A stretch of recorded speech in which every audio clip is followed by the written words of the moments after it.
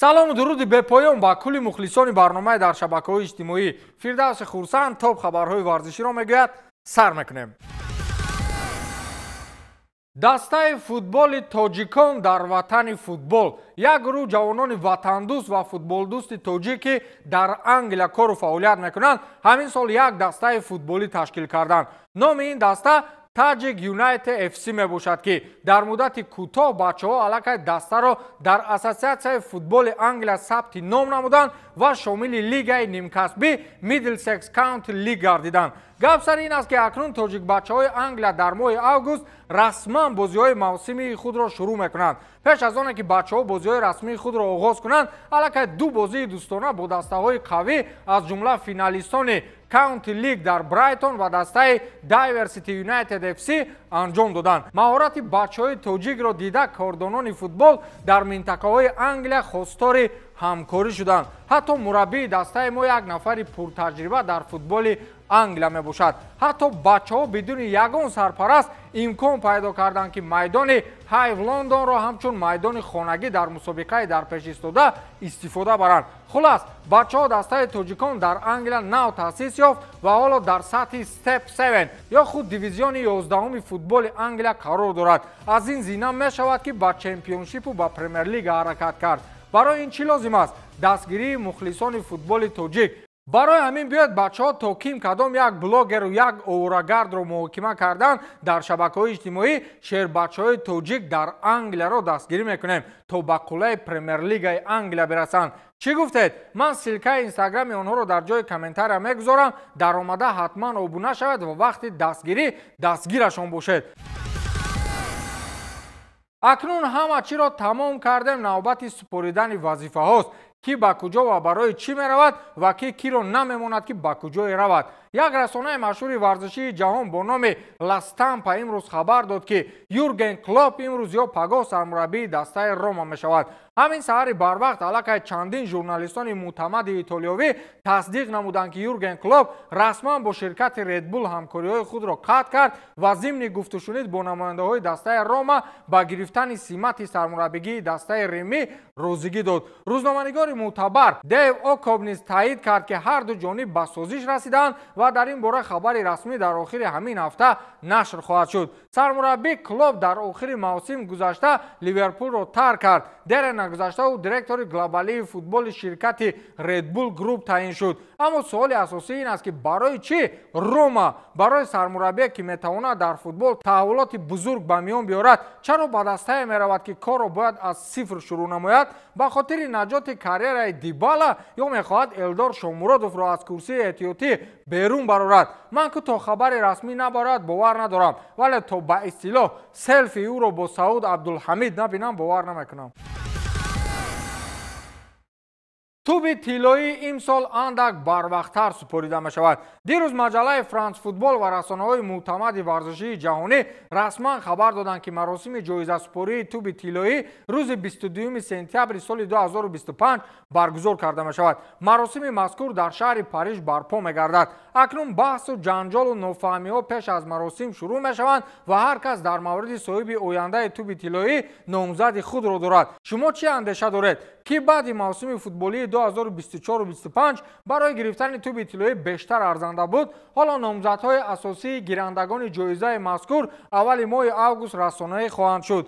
вале расонаҳои хабарӣ рамзан исми чанде аз футболбозони фаъоли мавсими ҷориро нашр карданд ки инҳо Рафиня, Ямал, Дембеле, Салоҳ, Лаутаро ва Антони аз лигаи конференсия мебошанд. барои мухлисони Реал маросими мазкур ҳеҷ арзише надорад, чун дастаи онҳо дар ягон мусобиқаҳои дохилӣ ва байниаврупоӣ ғолибият ба даст наовард. аз ҳисоби оморҳои инфиродӣ ғайри Мбаппе ки дар садри рӯйхати беҳтарин нишонзанҳои Ла Лига қарор дорад, дигар ягон бозингари ин даста ба талаботҳои ҷоизаи туби тиллоӣ наздик нест. бозингарони Барселона ба гирифтани ҷоми Испания, чемпионӣ дар Ла Лига ва иштирок дар марҳилаи нимниҳоии Лигаи чемпионҳо ва умурҳои наздик ба туби тиллоӣ имкони бурд кардани ҷоизаи мазкурро доранд. Рафиня ҳамроҳ бо Серу Гираси дар садри рӯйхати нишонзанҳои беҳтарин ва Ямал ҳамчун бозингари калидии тими каталонӣ аз фаворитҳои гирандагони туби тиллоӣ ба ҳисоб мераванд. Вале аз ҳама зиёд Усмон Дембелеи ПСЖ имкони бурд кардани онро дорад.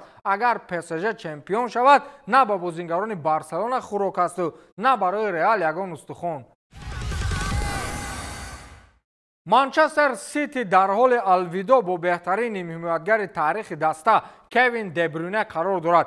дирӯз акси худи Кевин ҳамчун ишораи охирин рӯзҳо дар даста расонаӣ шуд, ки он ҷо белгиягӣ назди девори пур аз расмҳои тамоми ҷоизаҳои ба дастовардааш дар дастаи шаҳриё рост истода ифтихор мекунад. бозӣ бо Бордмунд охирин бозии Манчестер Сити пеш аз оғози ҷоми ҷаҳонии бошгоҳҳо дар мавсими имсола мебошад, ки ин рақобат ҳамчун охирин бозӣ барои Кевин Де Брюйне ба ҳисоб меравад. ҳарчанд шартномаи феълии белгиягӣ то охири моҳи июн мебошад, вале Кевин изҳор дошт, ки бо эҳтимоли зиёд дар ин мусобиқа бо пираҳани Сити ширкат намеварзад. Ман фикр мекунам, ки бояд дар ин муддат худро эҳтиёт намоям. Агар ман дар мусобиқа иштирок карда осе бардорам, чӣ? Дар он вақт ҳеҷ кас ба ман ғамхорӣ намекунад. аз ин рӯ бо эҳтимоли ғолиб иштирок нахоҳам кард, гуфтааст Кевин Де Брюйне. ёдовар мешавем, ки Де Брюйне аз соли 2015 дар тими Манчестер Сити бозӣ мекунад. дар ҳайати шаҳриё 6 маротиба қаҳрамони Англия, 5 маротиба ҷоми Лигаи Англия, 2 маротиба ҷоми Англия, инчунин 1 маротиба ҷоми Лигаи Чемпионҳо